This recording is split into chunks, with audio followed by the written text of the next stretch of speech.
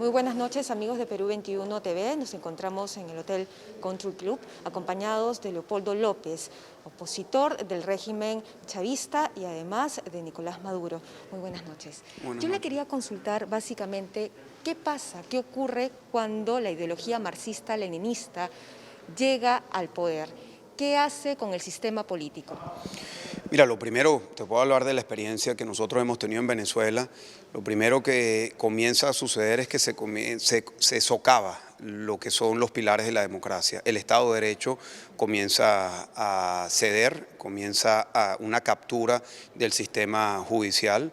Luego se van cercenando una a una las libertades, la libertad de expresión, la libertad a la congregación, la libertad al derecho político, la libertad a la huelga. Una a una las libertades se van asfixiando, se van cerrando. Luego, en lo económico, una estrategia de controlar desde el Estado cada vez más la economía, de diezmar la propiedad privada, de las expropiaciones, y al final es un modelo que lo que busca es quitarle el control y las libertades a la sociedad y que el Estado busque controlarlo todo. En el caso de Venezuela es incluso peor, porque el Estado lo que controla es su maquinaria de represión, pero el resto del país está a la deriva. El sistema de salud está a la deriva, el sistema de abastecimiento a la deriva, el sistema universitario colapsado, y hoy lamentablemente lo que estamos viviendo nosotros como resultado de la aplicación de esa ideología bajo un manto que se llamó el socialismo del siglo XXI, es un país destruido que ha expulsado ya a casi 7 millones de venezolanos buscando destino, 1 millón de ellos que están aquí en el Perú. ¿Qué derechos civiles se anulan? Mira, todos. Yo te puedo hablar de mi experiencia personal. En el año 2008 yo era alcalde en Caracas y me había presentado para ser el alcalde metropolitano. Tenía mucho apoyo, íbamos a ganar esas elecciones y a mí se me quitó la posibilidad de ser electo, me inhabilitaron.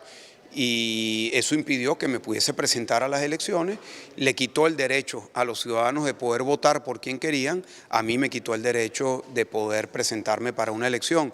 Y eso es solo un ejemplo, te estoy hablando de un ejemplo que viví en primera persona. Luego lo llevé, ese caso, a la Corte Interamericana de Derechos Humanos. Luego de 3 años de litigio ganamos el caso. Lo que te quiero decir es que como este hay muchos ejemplos. Te podría dar testimonios de un sindicalista o testimonios de gente del sector privado, empresarios que les expropiaron su empresa o su pequeño comercio, de gente como tú, periodista, que han sido llevados a la cárcel por emitir opinión, y los casos se repiten uno y otro, y al final tienes una sociedad en donde no le queda ningún espacio para poder ejercer la libertad. Ahora, si de esa manera se perennizan en el poder, entonces ¿para qué hacen elecciones? Bueno, en el caso venezolano se utilizó las formas de la democracia para socavarla y destruirla, y se utilizó la elección para mantener un espejismo, una apariencia permanente de democracia, y eso le funcionó hasta el momento en que era evidente que iban a perder y que estaban perdiendo todas las elecciones.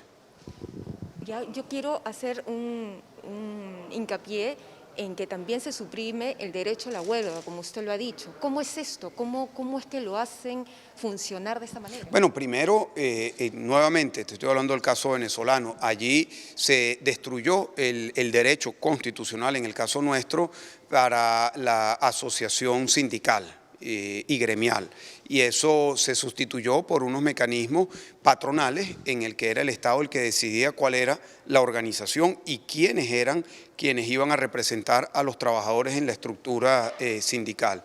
Eso, por supuesto, le quita toda la legitimidad a lo que es un sistema de representación sindical. Y luego se prohibieron las huelgas, se prohibieron las manifestaciones y se fue eliminando no solo el derecho a la articulación y congregación sindical, sino el derecho a la protesta también. Todo esto con represión de las Fuerzas Armadas. Bueno, muchas veces, no solo con la represión de las Fuerzas Armadas, sino algo mucho más peligroso, que también veo que eso podría ser algo que se manifiesta aquí en Perú, que son grupos civiles armados por la dictadura. En el caso venezolano, al principio se llamaron los círculos bolivarianos, luego se llamaron los colectivos, y son grupos armados que, bajo el manto de la impunidad que le da la dictadura, salen a ejercer presión, represión sobre la ciudadanía que tiene una opinión distinta a la de quienes están en el gobierno. ¿Cómo queda la economía? ¿Cómo Destruida. La economía venezolana en los últimos 8 años ha tenido una contracción del 80%. Hoy la economía venezolana es del tamaño de la economía de Guatemala o El Salvador. Es el 20% de lo que era hace apenas 8 años. La economía, por supuesto, destruida a esos niveles significa una destrucción masiva de empleo, una destrucción masiva de bienestar, una destrucción masiva de todo lo que puedan ser las oportunidades para los venezolanos. Y por eso tantos venezolanos están emigrando, por eso tantos venezolanos en tan corto tiempo han salido de nuestra frontera. Sobre todo lo hemos visto en imágenes muy crudas, comiendo comida de la basura. Comiendo de la basura, personas muriéndose de hambre, pidiendo cualquier tipo de medicina más básica que no consiguen en ambulatorios, en hospitales, madres que dan a luz y ponen a sus recién nacidos en cajas de cartón, niños enterrando a niños también en cajas de cartón. Es decir, las imágenes y la realidad de la tragedia humana que se está viendo en Venezuela es tremenda. Finalmente, ¿cómo coaccionan a los medios de comunicación? ¿Cómo hacen que empiecen a anularlos y que la gente de por sí los pongan en contra de los medios de comunicación? Porque también se ha visto eso. Bueno, allí sí, ha habido una manipulación. En el caso de Venezuela se dio de enfrentar a las personas que apoyaban en aquel momento a Chávez, a enfrentarlos con los medios de comunicación. Incluso los periodistas, llegó un punto que en Venezuela tenían que salir con cascos de guerra, con chalecos y como si estuviesen preparados a la guerra, no porque hubiese una guerra, sino porque estaban siempre sometidos a los ataques de las personas afectas de la dictadura. Finalmente, ¿cuál es su mensaje final en esta visita a nuestro país? Bueno, el mensaje final a todos los peruanos es que cuiden la democracia, que tengan conciencia del privilegio que significa poder votar y que voten con conciencia y sabiendo que Venezuela es un ejemplo de lo que puede suceder con el Perú si aquí se impone el socialismo del siglo XXI.